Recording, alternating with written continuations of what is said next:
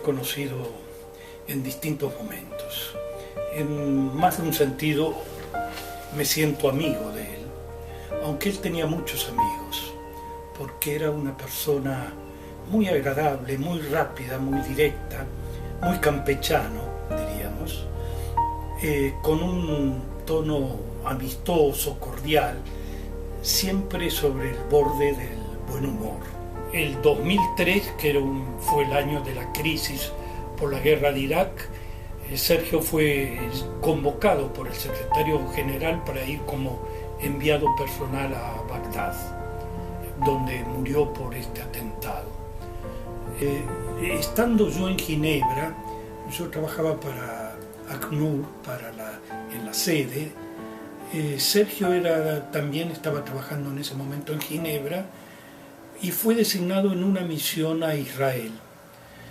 En realidad era Israel en la frontera con Líbano. Era 1982, se había producido una de las tantas crisis que hubo en esa zona. En ese tipo de frentes, de lugares de crisis, Sergio estuvo muchas veces. Estuvo, creo, alrededor de un año y medio en la frontera norte de Israel con el Líbano. Lo mismo estuvo en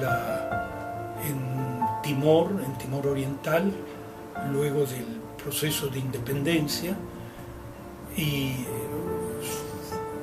jugó casi como una especie de mediador, semigobernador durante un periodo de transición, y también así, al estilo bombero de alto nivel, por cierto, lo llamaron a Irak, y nada menos que en 2003, cuando se había producido una gravísima crisis política, pero también interna. Recuérdese que Irak fue en realidad invadida ignorando la decisión del Consejo de Seguridad o de la Asamblea de Naciones Unidas. De modo que la misión de Sergio, que fue su última, no era nada fácil en términos políticos generales, pero también en términos de relación Naciones Unidas y las potencias que invadieron el país. En ese contexto, y obviamente con mucho peligro, fue donde murió como consecuencia de un atentado. Yo creo que el señor Vieira de Mello tenía una labor sumamente compleja, difícil, ¿verdad? Porque tenía que trabajar con la administración. Recuerdan ustedes que había una administración transitoria del gobierno de los Estados Unidos cuando cayó el régimen. Entonces, él tenía que trabajar con esta administración transitoria al mismo tiempo que tenía que buscar cómo apoyar los esfuerzos para que el país se reconstruyera y al mismo tiempo reestableciera o estableciera un nuevo gobierno, ¿no? Salido, por supuesto, de elecciones. Entonces, Naciones Unidas tenía un papel importante también ahí, que era de generar un entorno propicio para que se pudieran llevar a cabo elecciones en el país, para que pudieran elegirse las nuevas autoridades, ¿no? Entonces el papel de Naciones Unidas era muy importante y por eso creo yo que se le encargó la tarea tan compleja, tan difícil al señor Vieira de Mello.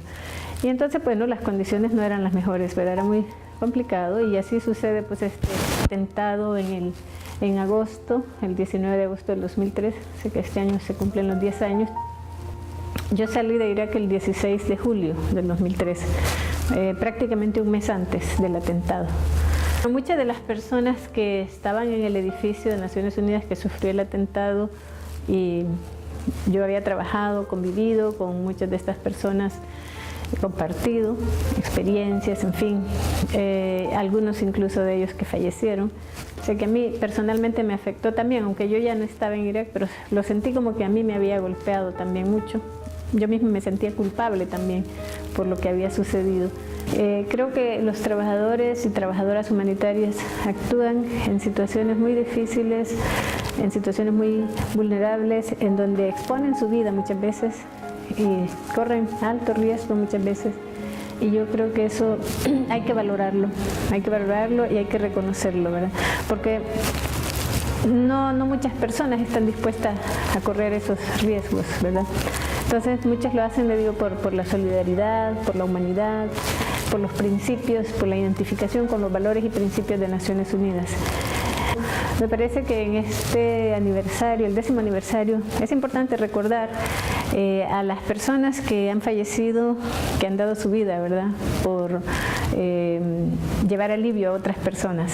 Eso es para mí lo más noble, el último sacrificio que alguien puede hacer, ¿verdad?, por llevar alivio, mejorar las condiciones de otra vida de otras personas. Y, por supuesto, como decía, pensar en que nuestro trabajo va a continuar, ¿verdad? Pero por lo tanto debemos siempre pensar en cómo reducir esos riesgos, ¿verdad? Para que podamos continuar brindando nuestra cooperación, la asistencia humanitaria, aún en contextos de alta complejidad, de alta dificultad y de alto riesgo, ¿no?